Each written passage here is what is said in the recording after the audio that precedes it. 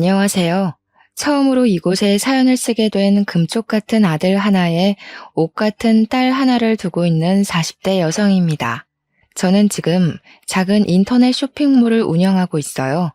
큰 사업체는 아니더라도 그래도 꽤 매출이 괜찮습니다. 제가 처음 사업을 시작한 것은 혼자 아들을 키워내야 했기 때문입니다. 그때 당시 남편이 없었거든요. 그리고 거짓말처럼 그 남편 덕분에 사업이 번창하게 되었습니다. 이제 이야기해 드리겠습니다. 제 팔자가 참 기구하다 했지만 어쩌면 그 사람 덕분에 행복한 나날을 사는 건 아닌지 생각하기도 합니다. 남편을 처음 만난 것은 제 대학 동창회 주선으로 만난 소개팅이었어요. 둘은 같은 직장 선후배 사이였거든요. 처음에는 연애보단 제 취미에 관심이 많았기에 몇 번이나 소개팅을 거절했었습니다. 30살이 넘은 나이였지만 결혼에 대한 생각이 없었습니다. 그런데 우연히 제 사진을 본 남편이 친구에게 끈질기게도 소개팅을 소개해 주라고 졸랐답니다. 저는 그냥 나와서 차 한 잔, 밥 한 번 이렇게 말하는 친구의 요구를 거절할 수가 없었습니다. 정말 소개팅에 의욕이 없었지만 친구의 면도 있고 화장도 예쁘게 하고 치마도 예쁘게 차려입고 소개팅 장소에 나가게 되었죠. 그도 정말 만반의 준비를 하고 나왔는지 세미정장에 머리까지 야무지게 넘겨 세팅을 하고 왔더라고요. 신사 중에 신사 이미지를 풍기는 게 우습기도 하고 카페에서 격식을 차려 앉은 그가 호감이 가기까지 했어요. 그리고 가끔 던지는 유머가 정말 센스가 넘쳤죠. 여자는 길을 건널 때 안쪽에, 여자는 차가운 곳에 앉으면 안 된다고 손수건에. 정말 시대에 맞지 않는 그의 젠틀해도 저는 마음에 들었나 봅니다. 그래서 그가 애프터 신청을 하자 냉큼 받아들였습니다. 귀가 찢어져라 웃어대던 그는 다음 데이트 코스를 벌써 쪄놨다며 기대하라고 하더라고요. 사실 오래 만날 거란 기대 없이 나간 자리였고 막상 나가서 보니 호감 가기도 했고 30대가 되다 보니 외롭기도 했는지 그 남자를 계속 만나게 되었습니다. 항상 데이트를 정성스럽게 준비하는 그였기에 그와 자연스럽게 만남을 가졌죠. 그러다 저는 갑작스러운 임신을 하게 되었습니다. 분명 피임을 한다고 한 것 같은데 말이죠. 제가 임신 소식을 알렸을 때 그는 뛸 듯이 좋아하더라고요. 자신이 아빠가 된 게 맞냐면서요. 그의 모습에 저는 이 남자 나를 사랑하는구나 하고 느꼈어요. 1년도 안 된 연애에 저는 사실 그를 사랑하는지 확신이 서지 않았습니다. 하지만 아이를 위해 그와의 결혼을 선택했습니다. 뱃속에 있는 생명은 제가 책임을 져야 한다고 생각했거든요. 임신이 되면서 급하게 상견례를 하고 식장을 구하고 아파트를 구하느라 하루 종일 파김치가 될 지경이었어요. 그래도 어쩌겠어요. 아이는 생겼고 뱃속의 아이는 자랄 텐데요. 결혼을 서둘러야 했습니다. 너무 서둘러서 그럴까요? 가끔 뱃속의 아이를 원망스러울 때도 있었어요. 달가운 임신이 아니었기에 아이만 안 생겼으면 여유 있게 결혼 준비를 했을 텐데 하고 말입니다. 집을 계약하고 결혼식장에서 미리 예복을 입어볼 때였어요. 아랫배가 묵직하면서 너무 아파지는 거예요. 저는 드레스를 입은 채로 쓰러졌습니다. 급하게 응급실로 실려가고 자궁외 임신으로 긴급 수술을 해야 한다고 하더군요. 자궁에 정상적으로 착상을 한 게 아니라 제 왼쪽 나팔관에 착상을 해서 자궁외 임신이 되었다고 했습니다. 조금 늦게 발견했는데 더 늦었다면 나팔관 파열로 큰일 날 뻔했다고요. 아이가 들어있는 나팔관을 어서 잘라내야 한다고 하더군요. 순간 눈물이 왈칵 흘렀습니다. 결혼 준비로 제때 산부인과에 가서 진찰을 받지 않아서 그런 건 아닌지, 제가 아이를 환영하지 않아서 생긴 일은 아닌지, 아이가 제가 원망한 걸 알아서 그렇게 된 일은 아닌지 머릿속에 별별 생각이 들더라고요. 아이는 그렇게 제 한쪽 나팔관과 함께 저와 헤어져야 했습니다. 처음부터 아이를 환영했다면 얼마나 좋았을까 후회하고 또 후회했습니다. 수술을 하고 정신이 드니 남편이 제 손을 꼭 잡고 괜찮다고, 아이야 결혼 후에 또 가지면 된다고 다독이더군요. 하지만 어른들의 생각은 항상 우리의 예상과 비켜가잖아요.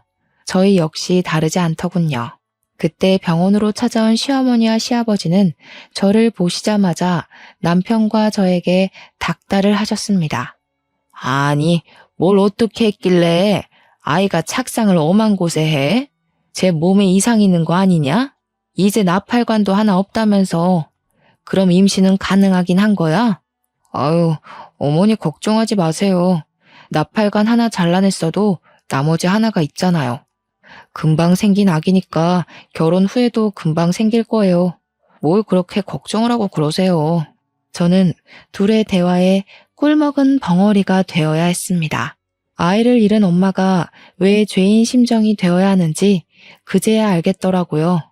아무 잘못도 없었지만 저는 그들 앞에서 죄인이 되어 있었습니다. 방금 의사 만나고 왔다. 나팔관 하나만 남으면 그만큼 임신율이 떨어진다고 하더구나. 그래가지고 정상적인 애를 낳긴 하는 거야? 문제 있는 애 낳지 말라는 법도 없잖아. 당장 이 결혼 취소해. 처음부터 애부터 달고 오는 애를 거두는 게 아니었어. 어머니, 무슨 말을 그렇게 말하세요? 그래도 제 아이 엄마입니다. 제가 사랑하는 사람이고요. 저 사람 혼자 애를 만들었어요. 저도 같이 만들었어요. 그만 좀 하세요. 저희 결혼이고 저희가 함께하길 원해서 하는 결혼입니다. 시어머니는 얼굴이 새빨개지셔서 가방으로 남편을 때리셨어요. 내가 이런 놈을 낳고 미역국을 대접으로 먹었네. 이런 등신 같은 놈을 낳아놓고 이제껏 살았어. 지 엄마는 안중에도 없고 지 옆에 내 편만 들어 아주. 시어머니는 화가 머리끝까지 화가 나셔서 시아버지와 함께 병원에서 나가셨습니다. 남편은 제 어깨를 토닥이며 미안하다고 하더군요. 남편은 손이 귀한 집의 5대 독자였습니다. 그래서 아이를 가지면서 시부모님께서 저희 결혼을 흔쾌히 받아들이셨던 것이었습니다. 그런 귀한 집의 손주이니 아쉬워서 저러시나 보다 이해하고 이해하려고 노력했어요. 남편은 병원에 있는 동안 정말 저를 지극정성으로 돌봤어요. 병원에서 출근하고 병원으로 퇴근하고 그 모습이 너무 고마웠어요. 아이를 잃었지만 전 남편을 얻었구나 생각했거든요. 그만큼 남편의 결혼 의지가 대단했고 시부모님의 반대에도 남편의 적극적인 결혼 진행으로 인해 무사히 결혼식을 올리게 되었습니다. 하지만 저의 시월드는 남편이 막아주지 못하더군요. 시어머니의 진노에 당연히 찾아올 거라고 예상은 했지만 시어머니의 임신 요구는 점점 심해지셨습니다. 전화를 하셔서 생리 주기부터 관계 빈도수까지 묻기 시작했습니다. 저는 엄청난 스트레스를 받기 시작했어요. 그리고 결혼 달수가 지날수록 시어머니의 저를 향한 비난이 시작되었습니다. 애초에 몸에 문제가 있는 애를 들이는 거 아니라고 했지? 거 봐라. 결혼한 지 반년이 다 되어가도 애가 생기니? 어디 생길 기미도 안 보이는데. 어머니, 이제 겨우 반년이에요. 이 사람 정말 노력하고 있어요. 아침부터 꼬박꼬박 보약 먹고 출근하고 집에 와서는 임신에 좋다면서 운동도 열심히 한다고요. 이런 바보 같은 게. 그랬다면 진즉 생기고도 남았겠다. 예, 새아가, 네가 말해봐라. 왜 임신 소식이 없는지 네가 이야기해봐. 저는 어깨를 움찔거리며 어머니를 쳐다보다가 고개를 내리깔았습니다. 당장 너 그 일부터 그만두고 병원부터 다녀라. 나이가 30대 중반이면 이제 노산이다. 지금 아니면 임신도 못해. 알겠니? 애를 만들어서 일을 하든 애를 낳아놓고 일을 하든 그때 가서 해라. 알겠냐? 저는 작게 네라고 대답을 할 뿐이었습니다. 35살이 지나면 노산이라는 말은 들어봤습니다. 전 아직 30대 초반이었지만 어머님 말대로 이 시기가 지나면 임신이 어려울 수도 있다는 생각을 하게 되었습니다. 일단 저는 나팔관 하나가 없었으니까요. 그만큼 랜덤으로 임신 확률이 떨어지는 거니까요. 지금 생각하면 애를 못 낳는다고 뭘 그렇게 쥐잡혀 쭈그려져 살았는지 조금 더 당당하면 좋았을 걸 하는 생각이 듭니다. 남편을 소개해준 제 친구에게 이런저런 속풀이를 하며 저를 달래었습니다. 친구는 아직 미혼이었기에 저를 다 이해하지는 못하는 듯 했지만 그래도 위로하고 만나면 밥도 사주며 저를 달래주었어요. 자신도 남편을 소개해준 책임감 같은 게 있다나요? 참 좋은 친구를 두었다 싶었죠. 그렇게 어머님 성화에 못 이겨 저는 결혼한 지 1년 만에 직장을 그만두어야 했습니다. 오랫동안 지냈던 직장을 그만두고 제가 한 일은 임신을 위한 일이었습니다. 친정엄마는 그런 저를 보고 속상해 하시면서도 임신에 좋다는 음식을 꾸준히 해주셨어요. 큰 잉어를 잡아다가 고아 오시기도 하고 흑염소를 잡아다가 한약을 만들어 오시기도 했죠. 왜 그런 말 있잖아요. 딸 가진 죄인. 바로 그게 저희 친정엄마였어요. 왜 엄마까지 시댁 눈치를 봐야 하는 건지 속이 상해서 몇 번이나 괜찮다고 하지 마시라고 해도 엄마는 제게 그게 쉽냐고 10년을 일한 직장을 그만두면서까지 노력하는데 엄마라도 돕게 해달라고 하셨어요. 정말 그때 엄마가 있다는 사실에 감사했답니다.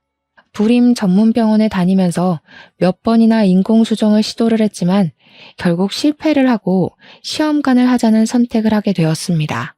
호르몬 주사를 바늘로 배를 찌르는 건 인공수정과 별반 다름이 없었지만 난자를 채취하는데 정말 힘이 들더군요.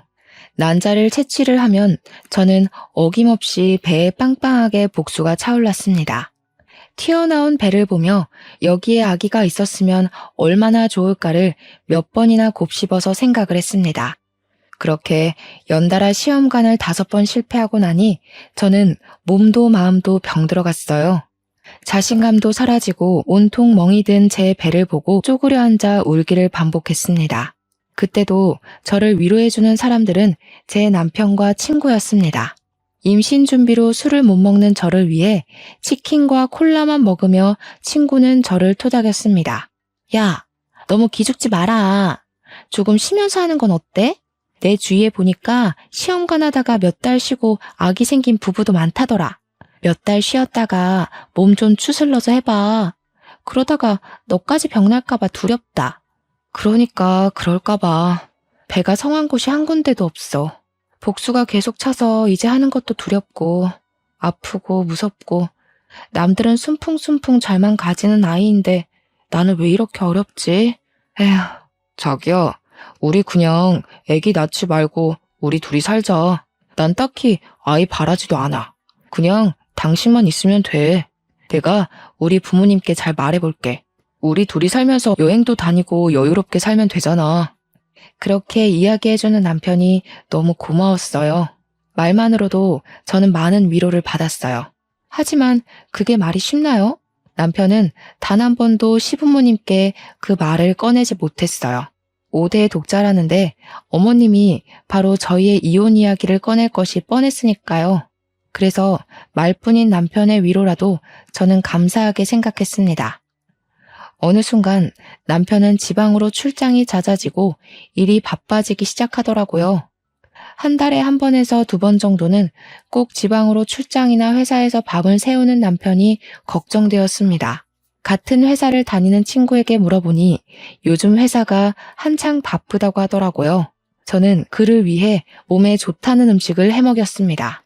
시험관 시술을 잠시 쉰다는 저희의 말에 어머님께서 노발대발 하시기도 하셨기에 그에게라도 잘 챙기는 모습을 보여드려야 안심하겠다 싶었어요. 그날도 갈비찜을 해놓고 그를 기다렸습니다. 남편은 오늘도 늦는다고 연락이 왔더라고요. 먼저 밥을 먹으라고요. 어쩔 수 없이 저는 제가 한 갈비찜을 혼자 먹기로 했습니다. 그런데 그날따라 속이 너무 안 좋은 거예요. 아까 음식을 만들 때만도 그렇게 역하지 않았던 것 같은데 한 입 입에 가져다 대었는데 정말 속에서 구역질이 올라오는 게 변기로 가서 빈속을 개어내었어요. 속도 울렁거리고 메스거리는 게 딱 첫 아이 가졌을 때랑 너무 비슷했습니다. 입덧이요. 저는 바로 방으로 가서 임신 테스트기를 가지고 떨리는 마음으로 테스트를 해보았습니다. 그 순간이 얼마나 조마조마하던지. 두 손을 꽉 쥐고 두 줄이 뜨기를 잠시 정말 희미하게 보일랑 말랑 두 줄이 보이는 게 아니겠어요? 하늘을 날아갈 것 같았습니다. 그렇게 기다리고 기다렸던 아이였으니까요. 그래도 그날은 아무에게도 말을 못하겠더라고요. 불면 날아갈라, 혹시라도 좋아하다가 아이가 달아날라. 꼭 배를 끌어안고 잠이 들어서야 남편이 들어온 걸 알았습니다. 심장이 콩닥거리고 입으로는 그에게 말을 하고 싶었지만 그날은 꼭 참고 다음날 산부인과로 갔습니다. 한참을 대기를 하고 기다리고 들어가 진찰을 받았지만 아직 아기 집은 안 보이는 초기인 것 같다고 피검사를 받고 돌아가라고 하더라고요. 초기라서 안 보인다는데 피검사를 받고 돌아오는 내내 불안하고 초조했습니다. 그리고 딱 2시간 후에 산부인과로 임신 4주라는 이야기를 들었습니다. 드디어 기다리고 기다리던 아이가 찾아온 것입니다. 바로 친정엄마에게 전화를 드렸습니다. 엄마는 4주의 입덧이라니 성질머리도 급한 애인가 보다 하시며 웃으셨어요. 그리고 시댁에게는 알리지 못하고 남편을 기다렸습니다. 전화하면 기뻐할 것을 알았지만 또 전처럼 같은 실수가 되풀이되면 어쩌나 하는 불안감이 컸던 것 같아요. 남편은 그날도 밤이 늦어서야 집에 들어오더군요. 저는 남편에게 테스트기와 피검사로 4주차라는 것을 알려주었습니다. 그런데 남편의 표정이 하나도 기쁜 표정이 아닌 겁니다. 딱딱하게 굳어있는 그의 표정에는 미소가 없었습니다. 첫 아이 때와는 너무 다른 그의 표정에 저는 실망을 감출 수가 없었어요. 아이가 생긴 게 기쁘지 않냐고 물었더니 기쁘다. 딱 이 한마디 하는 겁니다. 얼마나 기다리던 아이인데 어떻게 저 한마디로 퉁치려 하는 건지 저는 도저히 이해가 되질 않았습니다. 친구에게 전화를 걸어 그가 변했다. 그 사람 혹시 바람난 거 아니냐부터 해서 온갖 푸념을 했습니다. 다음날 바로 친구가 집으로 찾아왔더라고요. 선배, 진짜 너무한 거 아니에요? 와이프가 아이를 가졌으면 들쳐안고 좋아하지 못할 망정. 좋다는 표현도 제대로 안 했다면서요? 어떻게 그래요? 나도 물론 좋지. 그런데 또 전처럼 그렇게 좋아했다가 그럴까봐 너무 걱정돼서 그렇지. 이번이 마지막인 것 같기도 하고. 마지막이라니? 무슨 말이 그래. 우리 둘째도 낳아야지. 안 그래? 아이 하나만 있으면 외롭대. 하나 더 낳아서 키우자. 그의 입에 어색한 미소가 피어났습니다. 그도 첫 아이를 잃고 저만큼 많이 힘들어했구나 하는 생각이 들었어요. 같은 부모니까요. 그를 꼭 끌어안고 이번엔 괜찮을 거라고 위로를 해주었습니다. 이번에는 절대 아이를 지켜내겠다는 결심으로 절대로 무리한 일을 하지 않았습니다. 그렇게 아이는 제대로 제 자궁에 예쁘게 안착을 잘 해주었습니다. 작게 불러오는 배가 신기해 자꾸 손으로 문질러보고 아직 듣지 못한다는 걸 알면서 말도 걸어보았습니다. 그렇게 저는 드디어 아이가 안정기에 들어설 때였습니다. 남편이 필리핀으로 출장을 가게 되었습니다. 그의 짐을 하나 챙겨서 캐리어에 넣으면서도 서운한 마음에 입을 삐죽거렸어요. 남편은 며칠 안 걸리는 일이니 일주일 안으로 오니까 걱정하지 말라는 말을 하더군요. 저는 그를 보내기 싫었지만 출장이라니 아무 말도 못하고 그를 보내야 했습니다. 그렇게 그가 떠나고 한 3일이 지났을까요? 필리핀 현지에서 큰 태풍으로 초토화되었다고 방송이 되더라고요. 저는 걱정이 되어서 남편에게 전화를 걸었습니다. 그런데 현지가 태풍 때문인지 전화가 연결이 안 되더라고요. 마음은 초조하고 불안하기만 했습니다. 같은 회사에 다니니 친구에게 전화를 걸어보니 친구도 전화를 받지 않는 겁니다. 저는 신랑이 묵는 호텔에 전화라도 걸자는 심정으로 남편 회사로 전화를 걸었습니다. 그런데 저는 거기서 황당한 이야기를 들었습니다. 남편이 출장이 아니라 휴가를 썼다는 겁니다. 그것도 제 친구랑 둘이서요. 동시에? 같이? 친구는 저에게 휴가를 썼다는 말을 한 적도 없었습니다. 뭐 그럴 수도 있죠. 친구 사이에 휴가를 일일이 썼다고 보고하진 않잖아요? 며칠 전 친구와 전화했을 때만 해도 회사가 바빠서 아무 데도 못 간다. 너희 남편도 출장 때문에 애 많이 먹는다. 이랬거든요. 저는 철석같이 믿을 수밖에요. 다시 남편 회사의 출장 스케줄에 대해 물어보았습니다. 웬걸? 지난 1년 동안 남편에게는 출장이 없었습니다. 저는 감쪽같이 속아왔던 겁니다. 남편과 친구에게. 그리고 감이 왔습니다. 이 두 사람 나에게 숨기는 게 있다는 걸요. 그제야 남편이 왜 아이를 반기지 않았는지, 친구가 빈번하게 저에게 전화를 걸며 어디 있냐고 확인을 했는지 알게 되었습니다. 그럴 거면 처음부터 둘이 사귀지 왜 저를 소개시켜 준 걸까요? 하늘이 원망스럽고 믿었던 친구와 남편의 배신으로 세상이 무너져 내렸습니다. 그러던 중 경찰서에서 전화가 와서 남편이 실종되었다고 하더라고요. 시댁이며 친정이며 난리가 난 와중에 남편과 같이 있던 친구가 보름 만에 한국으로 돌아왔습니다. 고개를 숙이고 제 앞에 서 있는 친구에게 저는 뺨을 내리쳤습니다. 사실 그걸로도 모자랐죠. 그 당시 제 심정으로는 몸뚱이라도 내리치고 싶었거든요. 네가 어떻게 나한테 이럴 수가 있어? 내 남편이랑 나를 속이고 그동안 만났던 거야? 도대체 왜? 그럴 거면 차라리 이혼하라고 하지 왜 속였냐고. 처음에는 그냥 실수였어. 선배가 너무 힘들어해서 같이 술을 마시다가 같이 자게 됐는데 끊을 수가 없더라고. 그를 사랑하게 되었으니까. 어? 사랑? 그럼 그때라도 말했어야지. 너희들 사랑의 노름에 나까지 끼워놓지 말고 그냥 순순히 이혼하라고.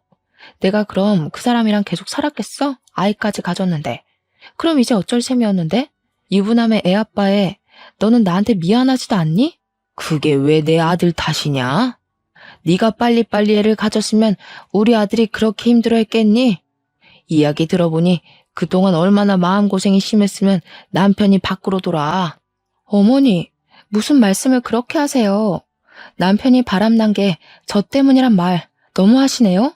이제 아이도 가졌는데 앞으로 어떻게 하라고 그런 말을 하는 거예요? 그러니 있을 때 잘하라는 말이 왜 있는데 그렇게 떽떽거리니 우리 아들이 밖으로 놔두는 것도 무리가 아니다. 그깟 애 하나 가졌다고 유세 부리냐? 아비 잡아먹은 애를 누가 반긴다고 그렇게 얼굴 빳빳하게 들고 서 있나 몰라? 사돈, 듣자 하니까 말 좀 가려서 하세요. 여기 저희도 있는 거 안 보이세요? 그동안 저희 애한테 그런 식으로 말씀하신 거예요?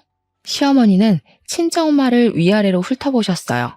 이래서 사람은 가려서 사귀라는 말도 있는데 내가 집에 사람 하나 잘못 들여서 이게 무슨 꼴이냐?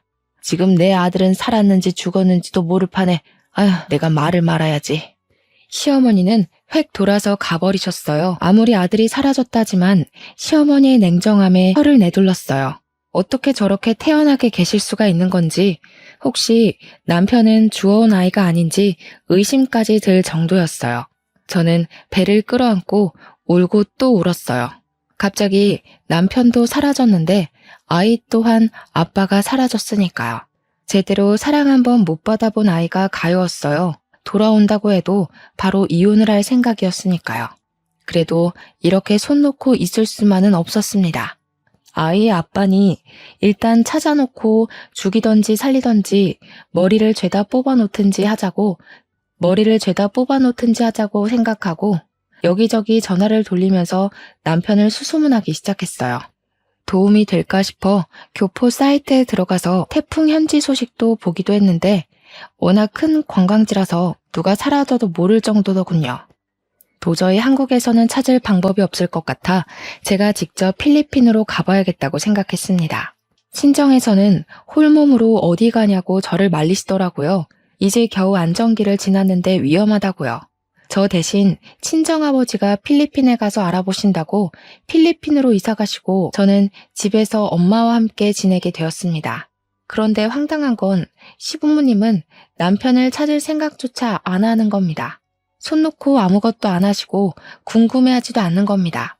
5대 독자가 귀환해 남의 집 대를 끊어놓네 마네하며 구박하실 때는 언제고 막상 아들이 실종됐는데 찾지를 않는다는 게 이해도 안 됐지만 남은 정마저 끊어놓은 사건이 일어나게 되었어요.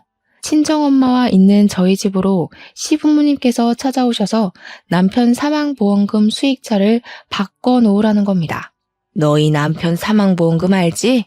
왜 결혼할 때 너희들 보험 들었잖아. 그거 수익자 이전 좀 하자. 우리 앞으로 돌려놓으렴. 네? 지금 무슨 말씀이세요? 그거 실비랑 사망보험금 얼마 나오지도 않았어요. 그런데 갑자기 수익자는 왜 바꾸자는 거예요? 왜 너희 다른 보험도 따로 들어놓은 것도 있잖아. 그것은 왜 빼냐? 그것도 있잖아. 전 말이 꽉 막혔어요.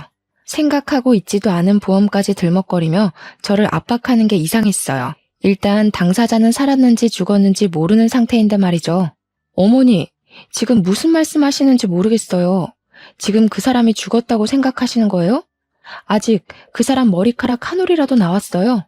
그런데 왜 그 사람 죽은 사람 취급하세요? 너무하다고 생각하지 않으세요? 아무리 아들한테 정이 없어도 찾는 신용이라도 하시고 보험을 이야기하세요. 그리고 보험금 나와도 우리 아이 거예요. 그러니까 다시는 보험금 이야기도 꺼내지 마세요. 아이고, 저 도끼 눈 뜬 것 좀 봐라. 내 아들 죽여놓고 나도 죽일 셈인가 보네. 내가 내 돈으로 일평생 키워놓은 자식 죽은 돈 좀 받겠다는데 그게 이렇게 취급받을 일이냐? 아무리 배운 것이 없다지만 내가 아들 키워놓고 이런 취급받으려고, 아이고, 죽은 놈만 불쌍하지. 저는 시부모님의 등을 떠밀다시피 하면서 현관문 밖으로 밀어넣었습니다. 아무리 아들이 죽으면 남이라지만 어떻게 이럴 수가 있을까요? 몇 달 동안 남편은 소식도 없는데 부모들은 아들 사망보험금에만 관심을 가지다니요. 배는 점점 불러오고 3달이 되자 친정아버지가 이제는 남편의 장례를 치르자고 하더라고요. 아이가 태어나기 전에 하자고, 태어난 후에는 아이한테 안 좋을 수도 있으니 그 전에 하자고 하셨어요. 실종 상태라서 사망신고는 안 되어도 장례를 치를 수 있다면서요. 그만 보내주자는 말에 울고 또 울었습니다. 그렇게 저희는 시체 없는 장례를 치르고 빈 유골함을 납골 땅에 봉헌했습니다. 그런데 그날에도 시댁에서는 코빼기도 안 비치더라고요. 아들은 안중에도 없고 보험금만 이야기만 하시는 게 원망스럽기까지 했어요. 장례를 치르고 나니 이제 정말 그 사람은 저의 마음속에서도 죽은 사람이 되었습니다. 그래서 보험도 정할 겸 보험사에 문의를 했습니다. 보험사에서는 실종 5년이 되면 받을 수 있다고 말하더군요. 저는 수해 피해자들은 특별 실종으로 간주되지 않느냐고 물었습니다. 그럼 1년이 지나면 사망으로 인정해준다고 들었거든요. 일단 남편은 태풍으로 실종된 상태였으니까요. 실종 당시 비슷한 사람이 발견되어서 실종 5년이 있어야 한다는 겁니다. 비슷한 사람? 이라는 말에 저는 아직 남편이 못 돌아오고 있는 것은 아닌지 의심이 들었습니다. 현지에서 발이 묶여있을지도 모른다는 생각이 들었거든요. 하지만 적극적으로 찾는 것을 그만두었습니다. 시댁이나 남편이나 이제 돌아와도 정남이가 뚝뚝 떨어져 신경 쓰고 싶지 않았거든요. 차라리 죽으면 돈이라도 받지 하는 생각이 들었습니다. 바람 피우다가 돌아온 남편 뭐가 좋다고 반기겠어요. 저는 아이를 혼자 낳아 기르게 되었습니다. 예쁜 아들을 낳은 것까지는 좋았는데 육아라는 게 보통 일이 아니었어요. 결국 저는 집을 내놓고 친정으로 들어가서 살게 되었어요. 일을 하면서 아이를 돌볼 수가 없었거든요. 그러면서 아이를 돌보면서 할 수 있는 일을 찾아보게 되었습니다. 인스타에서 아이들의 용품을 올리면서 파는 지인을 보게 되어 저도 같은 일을 하게 되었습니다. 그런데 벌이가 변변치가 않더군요. 아이는 자라고 돈 들어갈 때는 많아지는데 어떻게 할 수가 없으니 저는 자연스럽게 친정의 애를 맡기면서 다른 일을 병행했습니다. 낮에는 인스타 상품을 올리고 포장하고 배송하고 저녁에는 갈비집에 불판을 닦는 일을 했어요. 그런데 그곳에서 열심히 불판을 닦는데 누가 저를 알아보더라고요. 얼굴을 들어보니까 제가 아이들 운동화를 떼어다 파는 도매집 사장님이셨어요. 그는 왜 여기서 일을 하냐고 묻더라고요. 그는 워낙 서글서글한 사람이라서 그간 사정을 말을 했습니다. 그 뒤로 제가 짠해 보였는지 도배집을 들릴 때마다 아들 주라고 과자나 장난감을 쥐어주는 거예요. 아들이라도 데리고 가는 날이면 아들이 예뻐 죽겠다고 난리가 났습니다. 참 애들을 좋아하는 사람이라고 생각했는데 그가 저에게 데이트 신청을 하더라고요. 관심이 있다면서요. 하지만 전 그의 말을 거절했어요. 어쩌면 정말 남편이 살아있다면 이건 불륜이었고 그때 저는 연애할 틈이 나질 않았거든요. 그래도 그는 저를 찾아오며 가며 저와 아들을 알뜰살뜰 보살피더라고요. 기다린다면서 남편이 돌아와도 이혼이라는 걸 그는 알았으니까요. 참 듬직한 남자였어요. 그렇게 남편이 실종되고 5년이라는 시간이 후딱 흘러가더라고요. 저는 생각도 못하고 있었는데 경찰에서 전화가 왔어요. 사건 종결할 테니 남편 사망 처리하라고 하더군요. 귀찮은 말투에 해외 사건이니 이런 건 찾기 불가능이라고 툭 던지는 말투에 깊은 숨을 내쉬었습니다. 살아있으면 진작 왔을 시간이니 그의 사망 신고를 하고 저는 보험금이라도 위자료로 받아야겠다 생각했습니다. 그렇게 보험사로 가서 보험 문의를 하니 보험금이 제가 예상한 2억 5천이 아닌 7억이었습니다.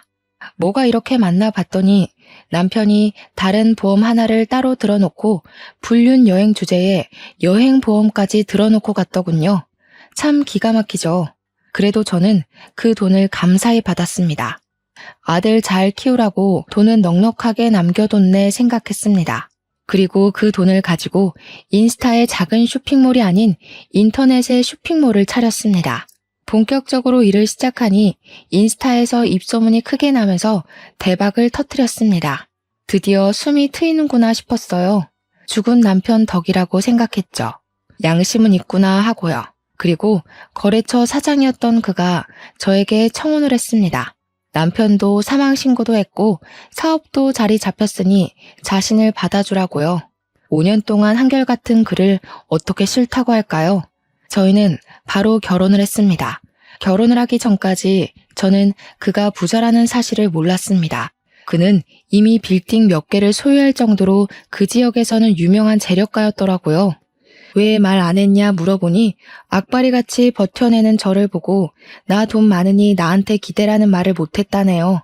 재수없어 보일까봐 그때 당시 저는 그에게 곁을 내주지 않았었으니까요. 참 섬세하고 따뜻한 사람이었어요.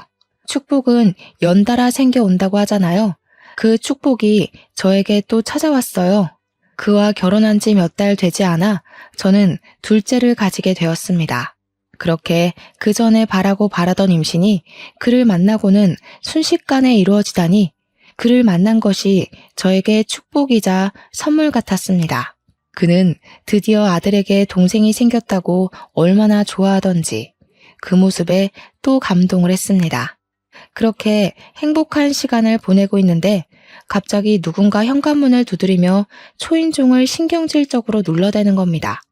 제가 나가보니 전 시부모님이었습니다. 정확히는 실종된 남편의 부모님이죠. 그리고 그 옆으로 제 남편과 불륜을 저지른 친구가 있는 겁니다. 왜 찾아왔냐고 물어보니 전 남편의 사망보험금을 내놓으라는 겁니다. 네가 우리 아들 보험금 받아갔냐? 어디서 베어먹지 않은 행동이야? 응? 다른 남자랑 결혼했으면 내 아들 돈을 우리한테 줘야 하는 거 아니냐? 빨개진 어머님의 얼굴을 보고 저는 이를 꽉 깨물었어요. 그 돈은 절대 뺏길 수 없는 제 아들 돈이었습니다. 아빠에게 유일하게 받은 거니까요. 그게 왜 어머니 돈이에요? 수익자는 저로 되어 있어서 제가 받아온 건데요. 그리고 그 아들도 여기 버젓이 살아있고요. 제가 왜 드려야 하죠? 아들은 다리를 꽉 끌어안고 처음 본 친할머니, 친할아버지를 물끄러미 보더라고요. 닮은 구석이 하나도 없는데 어디서 내 아들 새끼라고 말하는 거야? 다른 남자랑 생긴 아이인지 어떻게 알겠니? 남편 사망 신고하자마자 결혼해서 살면서 뭐가 잘났다고? 돈이나 내놔. 무슨 말을 그렇게 하세요? 아무리 정이 없다고 해도 어머님 손자예요. 그리고 그 돈은 절대 못 내놔요. 바람 피우다 죽어놓고서 딸랑 그거 남겨놓았는데 제가 왜 줘요? 아들은 울음을 터뜨리고 시부모님과 제 친구는 집 안으로 들어오며 물건을 집어던지기 시작하더라고요. 저는 아들을 꼭 끌어안고 버텼습니다. 퇴근하고 돌아온 남편은 두 눈을 동그랗게 뜨며 소리를 쳤습니다. 지금 뭐하는 짓들입니까? 홀몸도 아닌 사람한테 남의 집에서 뭐하는 짓이냐고요? 당장 나가세요. 당신이 지금 제 편이야? 그새 애까지 가졌어? 정말 할 짓 다 하고 사는구나. 내 아들 죽은 돈 내놔. 7억 내놓으라고. 내 아들 죽여놓고 그 돈 가지고 집 팔자 고치고 앉아있어. 불쌍한 내 아들. 아이고, 죽은 놈만 불쌍하지. 시어머님이 바닥에 앉아서 통곡을 하지 친구는 어머니의 팔을 잡고 저를 노려보더라고요. 제가 시어머님을 그렇게 만든 것처럼요. 남편은 화가 났는지 바닥에 주저앉은 시어머님을 질질 끌고 현관까지 갔습니다. 7억이요? 드릴게요. 드리면 되죠? 당장 나가세요. 내 아들, 내 아내 옆에서 당장 꺼지고 다시는 앞에 나타나지 마세요. 그걸 왜 줘요? 우리 준서 돈이에요. 나중에 크면 줄 거예요. 준서는 내 아들이야. 저 사람들이랑 다시는 엮이게 두고 싶지 않아. 7억 드릴 테니까 계좌 부르세요. 그리고 다시는 내 아들, 내 아내 근처에 얼씬거리지 않는다고 맹세하세요. 시어머니는 정말 거짓말처럼 울음을 뚝 그치고 자리에서 일어나셨어요. 소매로 눈물을 콕콕 찍어내더니 남편에게 계좌번호가 적힌 쪽지를 건네주더군요. 기막히고 어이가 없는 상황에 입이 떡 벌어졌습니다. 남편이 이체된 핸드폰을 보여주니 그제야 입가에 미소를 띠고 그냥 횡하니 사라지더군요. 저는 서러움에 주저앉아 울고 말았어요. 그렇게 쉽게 주고 싶지 않았는데 실컷 골려라도 주고 싶었는데 그걸 홀라당 빼앗긴 느낌이 들었습니다. 울고 있는 저를 남편은 끌어안으며 토닥였습니다. 그만 울어. 준서가 놀라잖아. 내가 그걸 안 주면 또 찾아왔을 테고 그럼 준서가 또 놀랄 거 아니야. 내 아들이 그런 상황을 겪는 게 너무 싫어서 그랬어. 당신 뱃속에 우리 둘째도 걱정되고 내 식구니까. 그리고 우리 준서는 내 아들이잖아. 아버지로서 해야 할 일을 한 거야. 저는 고개를 끄덕이며 그를 꽉 끌어안아 주었어요. 너무 남편에게 고마웠습니다. 정말 마음으로 친자식으로 여겨주니까요. 아들에게 진정한 아빠가 생겼다고 생각했어요. 배가 불러오고 막달이 다 되어갈 때 저에게 전화가 한 통 왔습니다. 경찰서에서 전화가 왔더라고요. 보험 사기로 연루되었으니 출석하라고요. 보험 사기라니 무슨 말도 안 되는 일인가 싶었어요. 그가 사망해서 정당하게 보험금을 받았을 뿐인데 갑자기 겁이 덜컥 나더라고요. 보험금 받은 것도 다 뺏겼는데 사기라니. 남편은 혼자서는 못 보내겠다고 같이 가겠다고 하더군요. 그렇게 배불뚝이 상태로 뒤뚱거리며 경찰서로 갔습니다. 경찰서에 가서 보니 전 남편과 시부모님, 제 친구가 나란히 앉아 있는 겁니다. 전 남편의 몰골은 가관이 아니었습니다. 덥수룩한 수염에 머리도 산발이 되어서 저를 힐끔거리더니 고개를 다시 숙였습니다. 살아있었더라고요. 그것도 사지 멀쩡히. 기가 막히는 현실에 웃음도 제대로 나오지 않았습니다. 형사님 앞에 앉아서야 제대로 된 상황을 들었습니다. 태풍 당시 남편과 친구는 바닷가 옆 호텔에서 묵고 있었답니다. 바람이 휘몰아치는데도 사진 한번 찍어보겠다고 바닷가로 나갔다가 파도에 휩쓸렸고 친구는 다행히 호텔로 돌아왔더랍니다. 파도에 떠밀려 구사일생으로 옆 섬까지는 살아서 갔는데 말도 안 통하는 곳에서 태풍으로 고립되었대요. 한국으로 전화가 닿긴 했는데 실종됐다는 말에 머리로 재빨리 보험금 계산을 했나 봐요. 대충 7억 정도 받을 수 있다는 생각에 1년만 버티자 생각했는데 그 통화가 실마리가 되어 5년까지 늘어났더랍니다. 그동안 친구가 필리핀까지 왔다 갔다 하면서 보살폈는데 친구도 지쳤는지 오는 게 뜸해지고 한국에서는 돈을 잘 안 붙이니 배고파서 거주지 밖으로 나왔다가 지역 경찰에 붙잡혔다네요. 불법 체류자라고 판단해서 한국으로 추방되고 그 과정에서 실종자가 아닌 게 밝혀진 거고요. 보험사에서는 사기로 판단해서 고소를 진행했답니다. 보험금 수익은 제가 탄 상태여서 경찰이 저에게 전화를 걸었답니다. 남편은 저 대신 그간의 상황을 다 설명하고 시부모님이 집으로 찾아와서 그 돈을 고스란히 가져간 것까지 야무지게 말을 하더라고요. 형사님도 그 상황에 어이가 없었는지 혀를 내두르시고는 쯧쯧 혀를 차시더군요. 저희 보고는 알았다고 정상 참작되었다고 돌아가도 좋다고 하셨습니다. 그냥 돌아가려다가 도저히 화가 치밀어 오르는 겁니다. 저는 옆에 서류 뭉치를 들고 고개를 숙이고 있는 전 남편의 머리를 내리쳤습니다. 아야, 왜 때려? 뭐야 당신, 미쳤어? 그럼 지금 제정신이겠냐? 바람 피워 보험 사기쳐 아주 골고루 한다.